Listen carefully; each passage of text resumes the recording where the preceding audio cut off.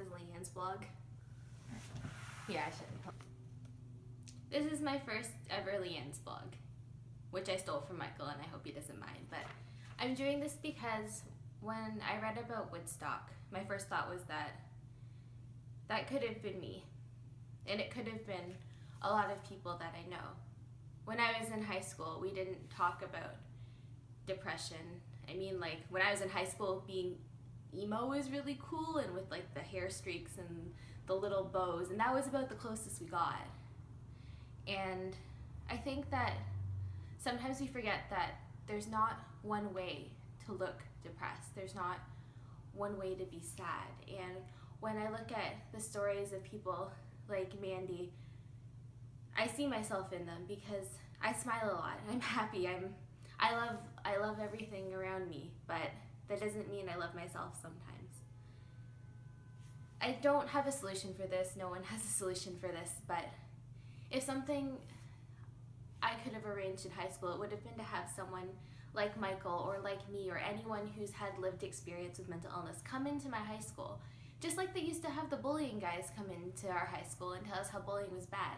And I would always remember the speeches after, because they would make little hand puppets and they'd be like, this is bullying. And if I was going to tell someone, hey, this is depression, maybe they would remember. Maybe they would remember that I was smiling when I said it. And it didn't mean that I didn't love things and I wasn't happy, but it was something that lived inside me and I had to deal with it every day. And the hardest part was not saying it out loud. So this is me saying it out loud. I'm not happy today. And if you're not happy today and you know someone who's not happy today, that's okay. Just go hang out with them, be beside them. If you're a teacher or a principal and you're watching this video, invite us into your school to talk. Not literally just SickNotWeak. I mean anyone who can bring that human edge to mental illness. Because if you don't see it, you're not going to recognize it. If you don't see it, you're not going to be able to tell what's inside yourself. Bring those speakers into your schools. Make this a thing. We'd love to be a thing. Mental illness doesn't have to be a thing. That puts us down so far.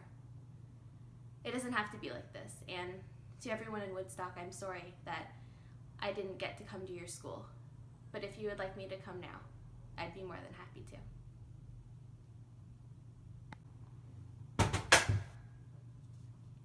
That's your computer. Crap.